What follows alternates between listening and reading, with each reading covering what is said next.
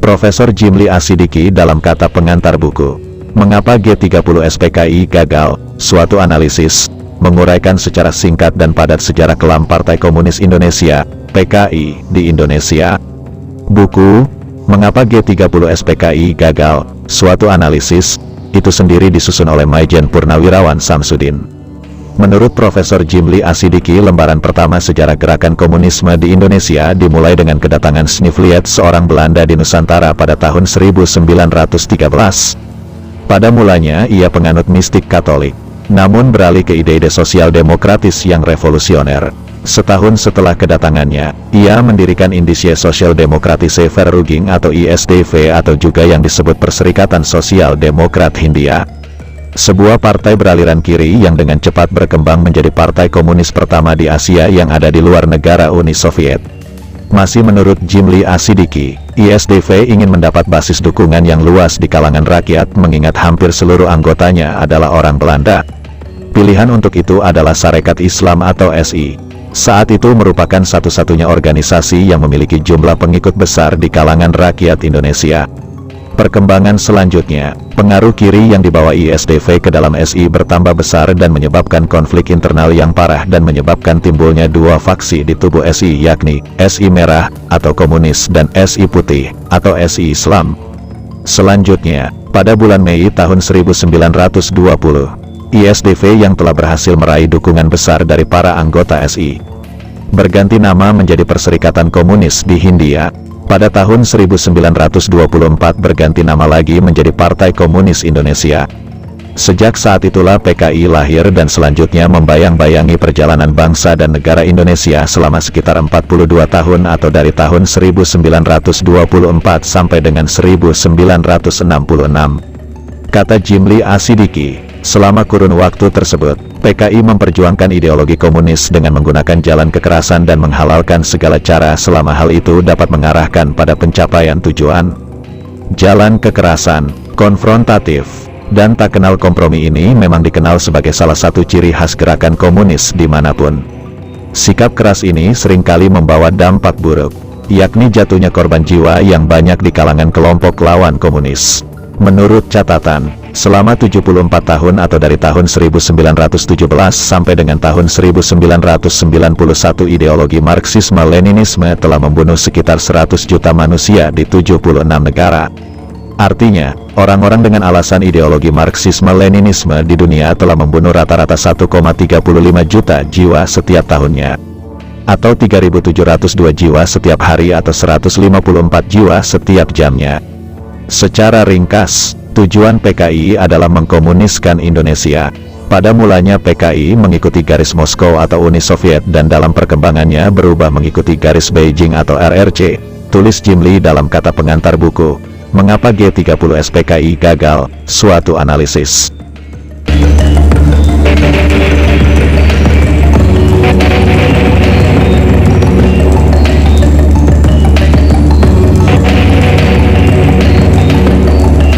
Garis ini, menurut Jimli, menampakkan PKI bukan sesuatu yang orisinil berasal dari pemikiran dan pandangan politik masyarakat Indonesia, tetapi lebih nampak sebagai barang impor yang terasa asing bagi masyarakat Indonesia. Oleh karena itu, jalan kekerasan yang ditempuhnya juga tidak tepat untuk ukuran masyarakat Indonesia yang beradab, berbudaya, dan memiliki sopan santun yang tinggi. Demikian pula dengan keyakinan ateisnya bertentangan sama sekali dengan keyakinan masyarakat Indonesia yang beriman kepada Tuhan Sang Pencipta.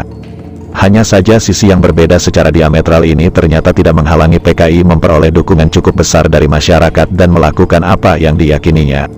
Sebagian disebabkan kondisi sosial ekonomi masyarakat yang miskin dan terbelakang serta kemampuan agitasi dan propaganda para pemimpin dan aktivis komunis. Dalam perjalanan hidupnya sejak tahun 1942 sampai dengan tahun 1966, PKI secara konsisten pada waktu-waktu tertentu melakukan gerakan bersenjata yang menelan korban jiwa dan kerusakan harta benda yang banyak, kata Jimli Asidiki. Gerakan itu, lanjut Jimli, dilakukan sebagai upaya pemberontakan terhadap penguasa yang sah guna mendirikan pemerintahan komunis yang diinginkannya. Pada zaman Hindia Belanda terjadi beberapa kali pemberontakan kaum komunis. Antara lain pada tahun 1926 yang terjadi dalam waktu sangat berdekatan di beberapa kota di Jawa, yakni di Jakarta, Tangerang, Banten, Bandung, Priangan Timur, Surakarta, Kediri, Banyumas, Pekalongan, dan Kedu. Pemberontakan PKI juga terjadi di Sumatera Barat pada tahun 1927. Antara lain di Sawah Lunto, Silungkang, Solok, Kota Lawas, Pariaman, Painan, dan Lubuk Sikaping. Hanya saja pemberontakan ini kurang terkoordinasi sehingga mengalami kegagalan karena segera ditumpas oleh penguasa kolonial Hindia Belanda. Setelah pemberontakan bersenjata tersebut gagal, kata Jim Lee, PKI tidak muncul kembali dan baru terlihat menggeliat kembali pada tahun 1947. 2 tahun setelah Indonesia merdeka. Dengan demikian pada saat-saat perumusan pembukaan, Undang-Undang Dasar maupun proklamasi, dan upaya mempertahankan kemerdekaan yang masih berusia dini, PKI absen. Tidak ada anggota PKI yang duduk menjadi anggota Badan Penyelidik Usaha-Usaha Persiapan Kemerdekaan dan Panitia Persiapan Kemerdekaan Indonesia. 2 badan yang sangat penting kedudukan dan peranannya menjelang dan saat Indonesia merdeka. Ketika kembali aktif pada tahun 1947, PKI menentang semua langkah diplomatik Republik Indonesia dengan Belanda sesuai dengan doktrin Zhdanov yang dianut komunisme internasional. Tidak hanya itu, PKI juga melakukan beberapa kali pemberontakan di berbagai daerah selama masa-masa sulit bagi Republik yang baru lahir ini, kata Jim Lee.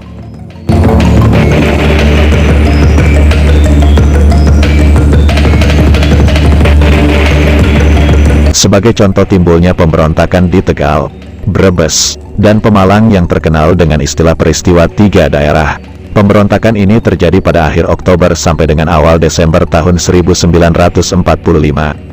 Ketika itu, para pemimpin dan aktivis PKI menghimpun massa dan berusaha merebut kekuasaan pemerintah Republik Indonesia secara kekerasan dan menggantikannya dengan pemerintahan komunis. Namun gerakan kekerasan ini gagal dan dapat dilumpuhkan oleh militer Indonesia dan masyarakat setempat. Hanya selang 1 bulan, pada Januari tahun 1946, terjadi lagi pemberontakan kaum komunis di Cirebon. Seperti halnya pemberontakan lainnya, gerakan ini dapat ditumpas. Pemberontakan PKI selanjutnya yang sulit dilupakan orang terjadi di Madiun pada September tahun 1948 yang kemudian terkenal dengan istilah orang-orang PKI adalah Madiun Affair. Pemberontakan dilakukan oleh Front Demokrasi Rakyat PKI atau FDR PKI yang berhasil menguasai Madiun dan mendirikan Republik Soviet Indonesia pada tanggal 18 September tahun 1948. Menurut Jim Lee, wilayah pemberontakan meluas sampai ke Solo, Magetan, Purwodadi, dan Cepu. Dalam gerakan kekerasan tersebut banyak sekali pejabat, perwira, prajurit, lurah, kiai, santri, dan masyarakat yang menjadi korban keganasan PKI.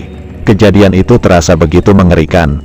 Beribu-ribu manusia dengan kelewang dan berbagai senjata memekik-mekik bagai serigala haus darah. Mereka berduyun-duyun tidak ada habisnya sambil terus memekik dan memaki-maki kemudian menerjang dengan beringas dan penuh kebencian. Begitulah kata Jim Lee Asidiki gambaran tentang kengerian ketika PKI memberontak pada tahun 1948. Pada saat itu, Republik Indonesia Tengah berada dalam ancaman bahaya agresi militer Belanda, sehingga semua perhatian dan energi dipusatkan untuk menghadapi ancaman tersebut. Di tengah situasi menegangkan tersebut, PKI menikam Republik dari belakang. Setelah menelan banyak korban, akhirnya pemberontakan ini dapat ditumpas oleh militer Indonesia dan masyarakat setempat, tepat pada tanggal 30 September tahun 1948. Pasukan TNI berhasil menguasai kembali kota Madiun yang menjadi pusat pemerintahan Republik Soviet Indonesia tersebut. Sangat disayangkan, ketika Indonesia belum menuntaskan tindakan terhadap gerakan PKI tersebut, Belanda melakukan agresi militernya. Akibatnya, pemberontakan kaum komunis itu tidak sempat diselesaikan secara tuntas secara hukum dan PKI tidak mendapat hukuman apa-apa sehingga tetap terjamin keberadaannya di Indonesia walaupun telah terbukti melakukan pemberontakan berdarah di Madiun.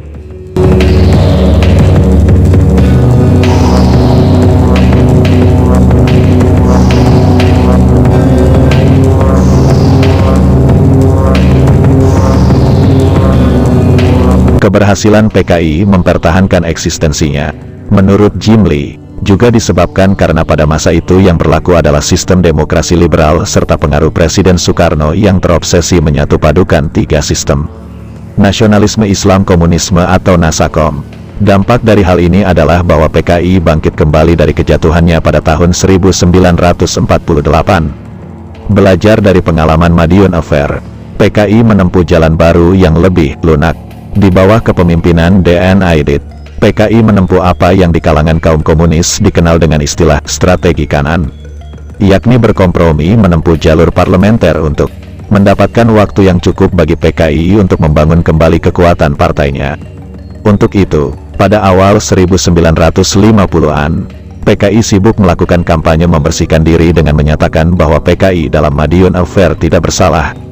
Tetapi PKI hanyalah korban dari suatu konspirasi. Hasil kerja keras PKI tidak mengecewakan karena hanya berselang 7 tahun setelah Madiun Affair, PKI secara menakjubkan mampu menjadi 4 besar dalam pemilu 1955 setelah PNI, Masyumi, dan NU. Suara yang diperoleh PKI yakni lebih dari 6 juta pemilih sebenarnya bertolak belakang dengan perilaku teror yang dilakukannya.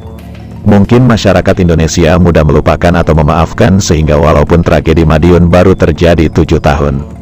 Masih banyak masyarakat Indonesia yang memilih PKI pada pemilu 1955.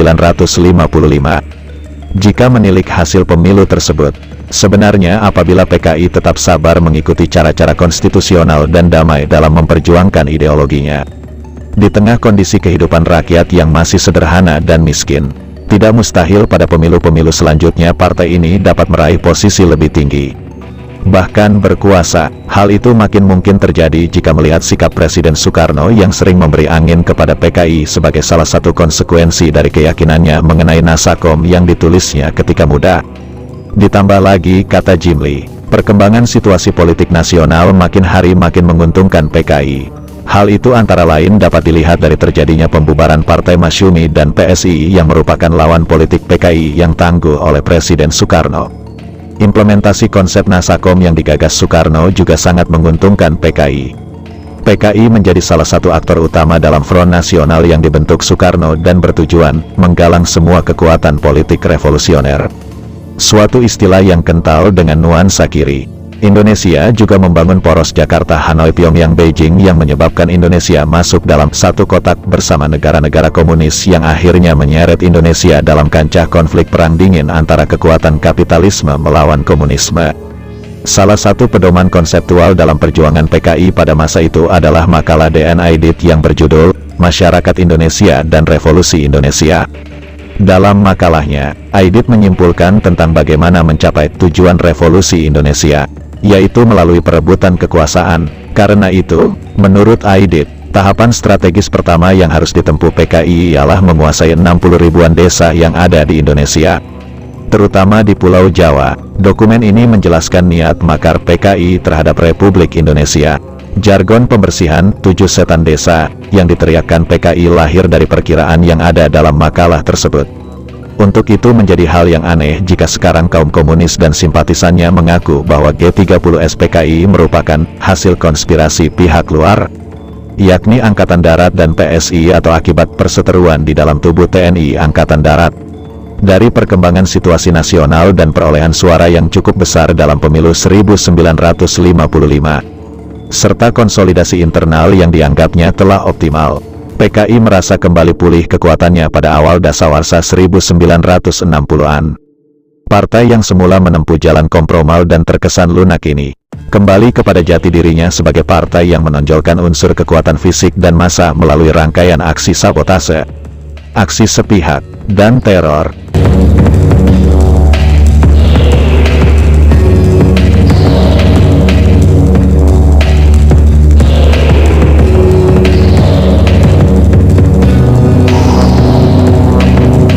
Ada perkiraan kuat, hal itu dilakukan sebagai bentuk pemanasan, sekaligus persiapan, menuju terjadinya peristiwa yang lebih penting dan menjadi puncak tujuannya.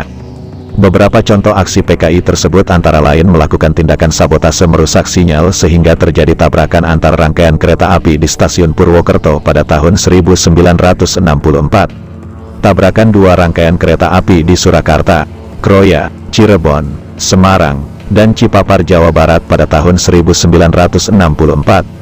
Selanjutnya, kasus lepas dan larinya gerbong-gerbong dari rangkaian lokomotifnya yang terjadi di Tanah Abang, Bandung, dan Tasikmalaya pada tahun 1964.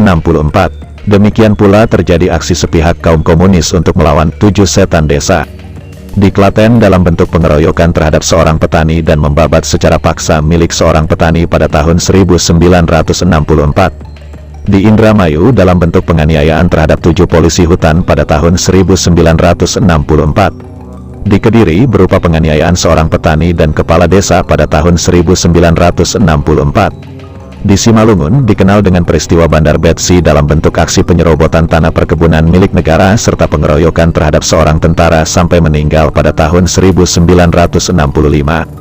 Sampai akhirnya pada awal Oktober tahun 1965, meletus peristiwa Gerakan 30 September. Kembali PKI dianggap dalang peristiwa berdarah itu. Pasca penumpasan G30S PKI, riwayat PKI tamat. Setelah dibubarkan Letjen Soeharto dengan bekal surat perintah 11 Maret pada tahun 1966.